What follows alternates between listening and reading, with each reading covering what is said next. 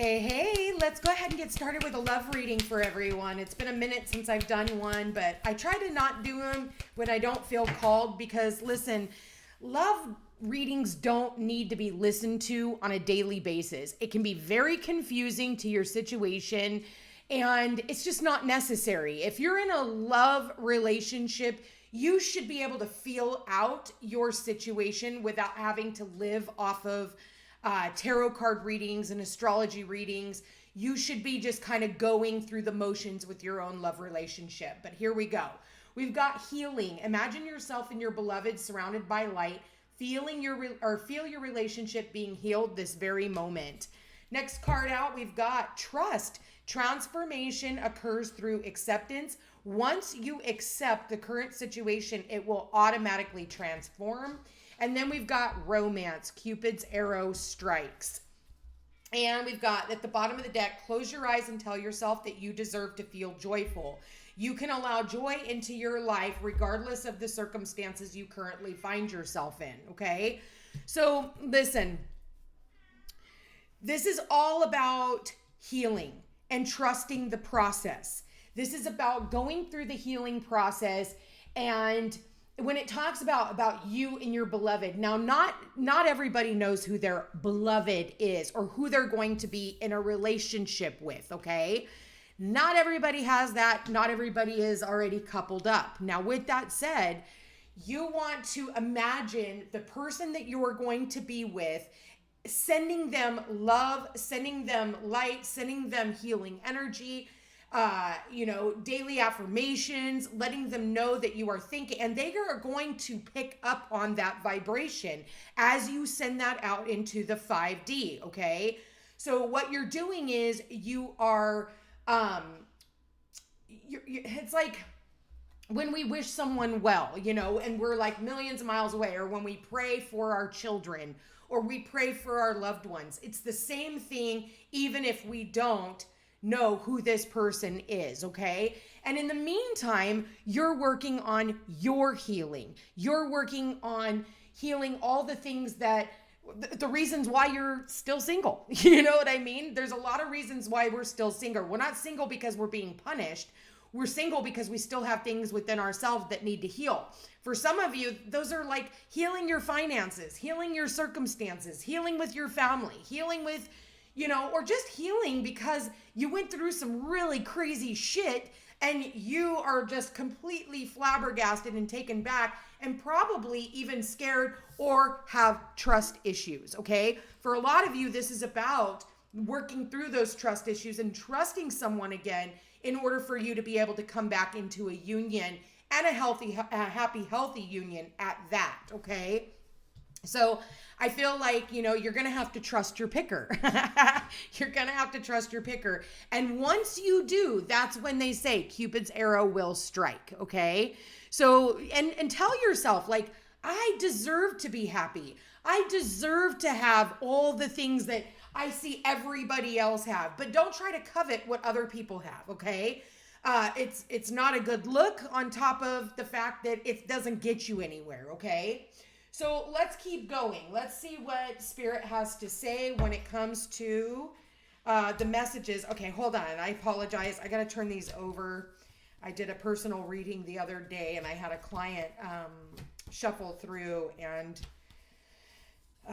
she kind of turned them all around. So I always like to start with an upright deck, as you all know. So thank you for your patience. Okay, so with that said, let's go ahead and shuffle through these a couple of times. Thank you for your patience, you guys. And again, it's when we are, listen, we got to wake up every morning feeling gratitude, for the life that we have. Even if it doesn't seem like a whole lot or it feels shitty, you got to find something in there that you actually do feel grateful for, and find the joy in the simple things in life. Spirit, please show me the collective's love life. What do we got here? Pay attention to the red flags. The signs are cautioning you. That sits right underneath the healing, okay? So what else do we have? Let's keep going. So in the past, that's what you're healing from. You're healing because you didn't see the red flags. And again, you have trust issues because of your ex, okay, or of your past. Doesn't necessarily mean that your ex was a terrible person. Sometimes it was your parents, and you and your ex just didn't work out because of a difference of opinions. They don't always have to be toxic. They don't always have to be bad. Now, the fact of the matter is, and that's only going to be for a small few of you, that it wasn't that circumstance, and it was just your childhood or your parents or whatever, right? So we have the pay attention to the red flags and the release your ex. I do feel like for a lot of you, I want to get one more card out before I say anything. Hold on. What do we got here? Yeah, attraction. You attract romantic love by enjoying this moment fully. Bottom of the deck, we've got deception. You got deception.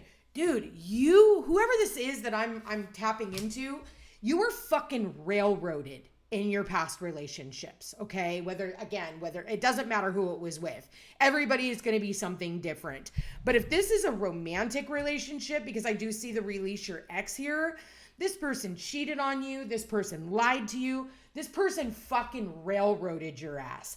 And because of that, you've chosen to just be single. You've chosen, like, until I can, cleanse my palate of all of this shit, there is no putting me back into another relationship right now, okay? I need to heal. I need to work on my trust issues. And until that point comes, I'm just going to go ahead and stay on my own. And I'm not going to be out there searching for it. You've been lied to, cheated on, had your name dragged through the mud. Like, this was a fucking horrible relationship, okay? Absolutely horrible relationship. So now what Spirit is saying, though, is, okay, that's in your, yes, it's still in your psyche. Yes, it's still embedded within you. It will always be embedded within your DNA. That will never leave you. But what can leave you is the fact that you believing that everybody is the same. Not everybody is out to hurt you. Not everybody is out to teach you a lesson. Some lessons they're here to teach you are actually really good ones, that there are really good people out there that don't want to cause any type of harm, that don't want to cheat on you, that don't want to lie to you. And I think until whoever this is that I'm tapped into, whoever this is, I feel like you're just going to hold yourself back and stay single until that time comes. For the time being, you're just taking time out to stop and smell the roses, and you're not really rushing into love. I feel like, again, you're working through still healing those trust issues, because I feel like you're gonna have to accept some of the things that happened, because listen, you are the common denominator of all the rises and falls in your relationships. So if you're afraid of abandonment, you're going to attract somebody who will abandon you. If you're afraid of cheating, okay, because I do see that here, if you're afraid of being cheated on, you're going to manifest somebody who cheats on you, okay? It's just a given. So I want you to take a look back to all the relationships that you have been in all the way up until this point. And I want you to think about the pattern in each one of your relationships that you've been in. What was the pattern? And then start thinking about what it is that you need to do in order to heal that. Number one, you got to start trusting in the universe that they're not going to send you somebody that's going to end up doing those things to you again, because Spirit is saying, let that shit go. It's time for you to clear your energy. It's time for you to clear your mental space, your emotional space, your physical space. And if you still have things lying around of your exes, it's time to get rid of that shit. You do not need to have any of that old crap with all this newness that wants to come in for you, okay? So now that we've got a little bit of an idea of what it was that got you to this space, let's go ahead and see what energies you need to tap into. I was asking what energies you need to tap into in order for you to move forward. And the card that flew out is the heart. You need to tap back into your heart center. And that can be really hard when you've put this cage around your heart. Maybe you're blocking it off because, in the past, you were hurt. I mean, you really had the best of intentions when it came to relationships, and somebody, you can steal a lot more than a person's material belongings. You can steal their fucking time. You can steal their energy. You can steal their heart. You can steal their love. So there's a lot more when it comes to this energy. And so what energies do you need to tap into is your heart center. You need to unblock that heart center. Cherish. We've got cherish. It's about you tapping into relationships that are actually going to cherish you. Unfortunately, your ex didn't cherish the relationship. The person that you were in a relationship with in the past did not. But look, what you're headed towards is marriage and commitment. If that is something that you want, that is, and I feel like whoever it is that I'm tapped into, this is what you're holding out for, okay? And that's because you're on this spiritual journey. We do have your spiritual journey is beginning, and that sits right underneath. And even though, like, you know, in the past, that was also part of your spiritual journey. Listen, it doesn't matter. Spiritual journeys, don't let people fucking spiritual bypass you into believing that spirituality is all about love and light, and that's bullshit, okay? Spiritual journey is even the tough stuff. It's the demons, it's the dragons that we are slaying on a daily basis. That's part of our spiritual journey, and it's how we overcome it and how we, instead of victimizing ourselves from certain circumstances and situations. Listen, I'm going to be fucking honest with you. I've been cheated on in almost every single relationship I've ever been in. I've always had some third party. And if it wasn't them cheating, it was, you know, their parents getting in the way, or a friend got in the way and said, oh, you know, I miss you and I want to spend time with you, so get rid of her. You know what I mean? And so, or their work got in the way. There's always been some type of a third party. And that's what I've been through. But does that mean that everybody is the same? No. What it's done for me is it's made me see, like, it's that bird's eye view now. I can now spot it from a mile away. I can spot the patterning. I can spot what they're about to do. And I will call you out on it. I'm only going to give you one chance and one chance only. And the moment that I fucking see that, I'm out. I'm not here to play any more games. In the past, I would have gone out of my way to try and fix it. Now, I see it from a mile away. I pay attention to those red flags, okay? Because red flags are not just shiny little things put there for you to look at and enjoy, okay? Because in the end, you're gonna feel like a fucking fool because you knew damn well something was up and you weren't willing to get rid of that ex in time, and it ended up fucking really screwing you over, and that's where the trust issues come in. But again, you're part of the common denominator in all of that.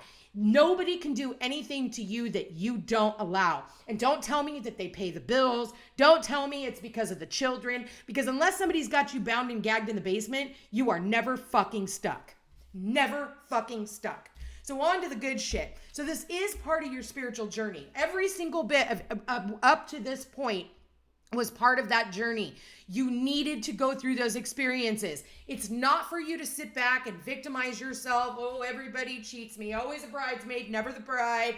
Everybody else always gets the happy, healthy, loving bonds. And then there's me who gets nothing. And nobody loves me. Everybody hates me. I guess I'll just go eat worms. Isn't that kind of an Eeyore thing to say and do? Come on, guys. You got to tap into your heart. Cherish those who cherish you. But also cherish your time apart. Cherish the time away from these relationships. I think people get so fucking hung up on relationships. Oh, their significant other. And then they lose sight of every single fucking thing around them.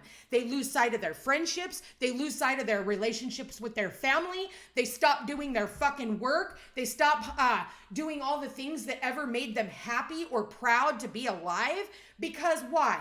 They are so enthralled into a fucking relationship that they eat, breathe, sleep, and shit this fucking relationship. That nothing else even fucking matters. That's why I kind of stopped doing love relationship readings, is because it actually makes me sick when I see shit like that. I'm not going to lie. It actually makes me mad. Because when I see people giving up on really good people and the people who have been there all the way up until this point, and all you care about is the fucking relationship. You don't give a shit that the relationship is standing between you and your family. You don't give a shit that that relationship is standing between you and your friends. And that's what this problem is that's part of the spiritual journey and the lesson that you had to learn. So if you are doing that in your relationships and you don't start balancing that back out, you're going to end up losing everything. That's when everything starts to teeter. Then you wonder why you're getting in fights with your family. You wonder why you're getting in fights with your friend and everybody's telling you to go fuck yourself, and we're not going to answer the phone to you anymore. Why? Because you already turned your back on these people. You've already made them feel second best to somebody who hasn't even been there this entire fucking time. Why? Because it's new and you're in the honeymoon phase. That's not how relationships work. So guess what?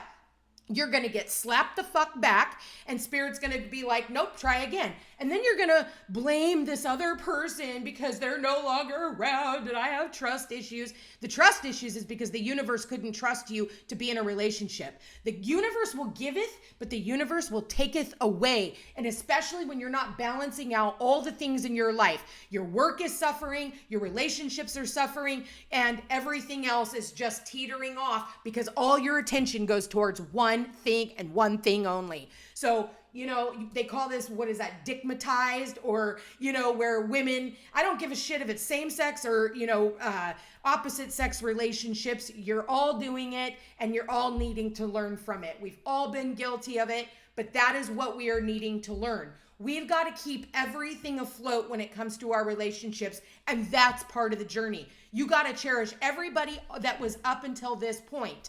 You had friends that were there with you when you went through the breakup with this ding-a-ling, and now they're still here when everything else fell apart. But then you come into a new union and all of a sudden you forget all the reasons, all the people that were actually there for you before. So that's what this cherishing is talking about. Cherish those who cherish you. And those people will make it to the finish line when you finally end up getting married. So I do feel like for a lot of you, you are coming into, in the future, right now, you're still working on releasing this residual energy and working on those trust issues and cherishing just the time that you have without somebody in your life. It's so funny. I've had clients be like, I want to get pregnant. And I'm like, then stop using your husband as a pole.